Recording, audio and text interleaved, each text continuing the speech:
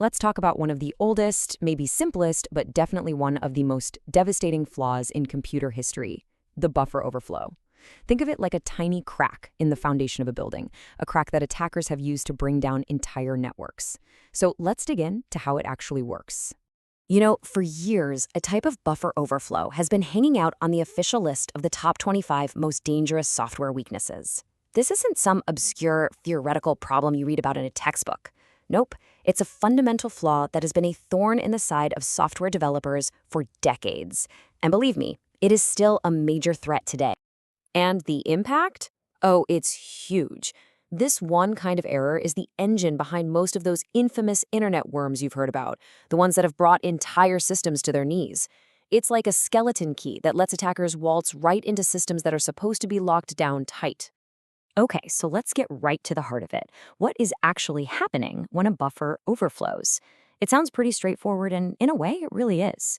So here's the official definition. A program sets aside a little box in its memory, that's the buffer, to hold some data.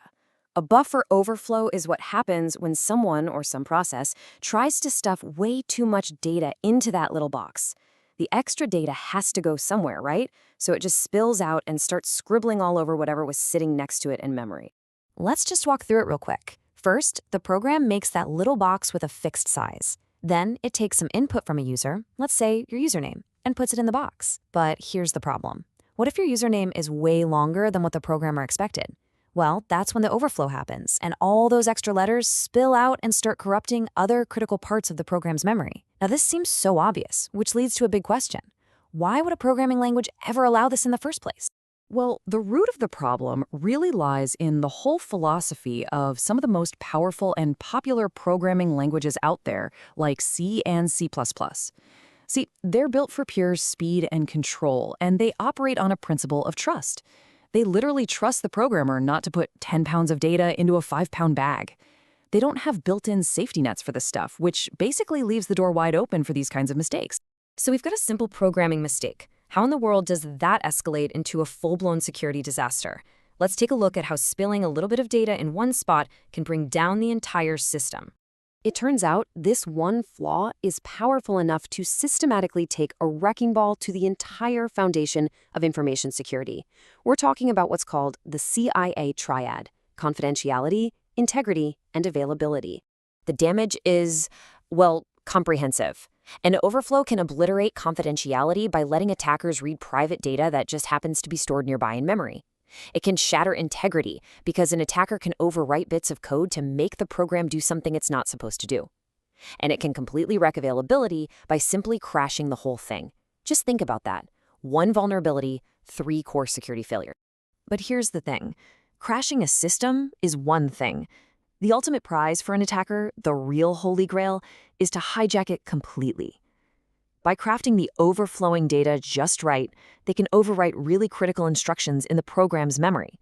This basically tricks the program into running their malicious code, what they call a payload, which can give them total control of the machine. So if this flaw is so old and so powerful, you're probably wondering something. Why isn't every single piece of software written in C++ getting hacked all the time? Well, it's because actually hitting that perfect spot in memory is a lot harder than it sounds. And this is really the key question that gets us to the modern cat-and-mouse game of exploiting these things. An overflow gives an attacker a weapon, sure, but they still have to aim it with incredible precision. And it turns out the target they're aiming for doesn't always like to stay in the same place.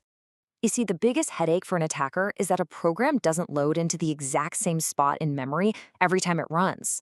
To take control, they need to know the precise address they want to overwrite.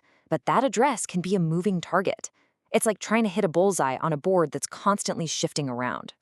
And what makes it shift? Well, some surprisingly simple, almost random things.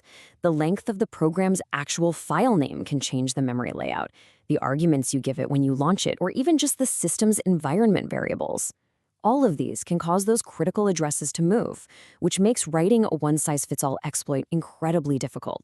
Here's a perfect example. Check out how a program gets its input. If a vulnerable program takes its input as an argument when you launch it, the very length of your input can shift all the memory addresses around. But if that same program asks for your input after it's already up and running, those addresses are usually stable, which makes the attacker's job a whole lot easier. Now, of course, today's modern operating systems and compilers have all sorts of clever protections to make these attacks much harder. But they're not foolproof. And more importantly, they don't magically fix the underlying flaw in the trillions of lines of existing or legacy code that's still powering so much of our world. So, yeah, the defenses have definitely gotten better, and the game has certainly changed. But that fundamental vulnerability, it's still embedded deep in the DNA of so much critical software. And that leaves us with this one big lingering question. As long as all that code is still out there, running our world, can we ever truly be safe from its oldest, most fundamental mistake?